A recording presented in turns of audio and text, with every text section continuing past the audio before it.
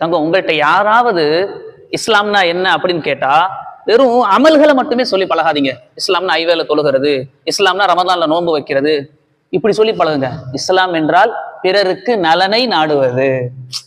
எப்படிமா? பிறருக்கு நலனை நாடுவது. இஸ்லாம் என்றால் பிறருக்கு தொல்லை தராமல் வாழுவது. இஸ்லாம் என்றால் அடுத்தவர்களுக்கு உபகாரம் புரிவது. இஸ்லாம் என்றால் கண்ணியத்தோடு வாழுவது. இஸ்லாம் என்றால் நல்ல வார்த்தைகளை பேசுவது. நபியவர்களிடத்துல சஹாபாக்கள் இஸ்லாம்னா என்னன்னு கேட்கிற பல சமயங்கள்ல எப்படி தங்கும், பல சமயங்கள்ல தொழுக நோன்பு அமலு, ஏன்னா நம்ம என்ன நினைக்கிறோம், உம்ரா ஹஜ்ஜு ஜகாத்து இபாதத்து அதெல்லாம் ஒரு பக்கம் தான். ஆனாலும் ஸல்லல்லாஹு அலைஹி வஸல்லம் சொல்லுவாங்க, ஸல்லல்லாஹு அலைஹி வஸல்லம் தீபுல் கலாம், நல்ல வார்த்தைகளை பேசுவதற்கு பெயர் இஸ்லாம்.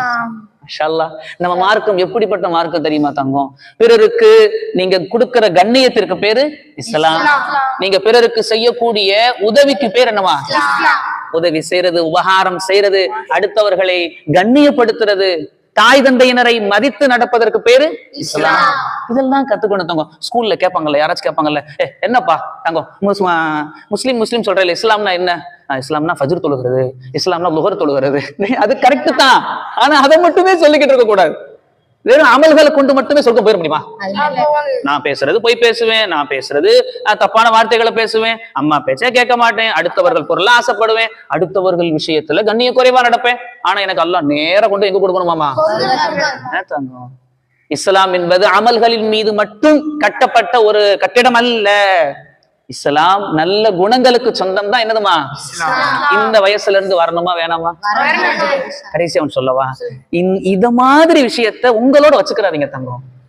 சொல்லுங்க, கிடைக்கிற சான்ஸ் மிஸ் பண்ணிடாதீங்க. உங்க டீச்சர் கேக்குறாங்க, இர்ஃபான் இஸ்லாம்னா என்னப்பா? இஸ்லாம் என்றால் பாங்கு சொல்லுவது. என்னமா தங்க, அவங்களுக்கு புரியுற மாதிரி அவங்களுடைய உள்ளத்துல போய் சேரக்கூடிய வகையில இஸ்லாத்தை எடுத்து சொல்லு தங்கம். ஹஸ்ரத் நான் எப்படி ஹஸ்ரத், எதுக்கு கூச்சப்படணும்? சத்திய மார்க்கத்தை கொஞ்சம் கூட யோசிக்காம மக்களுக்கு அழகா தெளிவா கண்ணியமா வெளிப்படுத்தணும். புரிஞ்சா தங்கம்?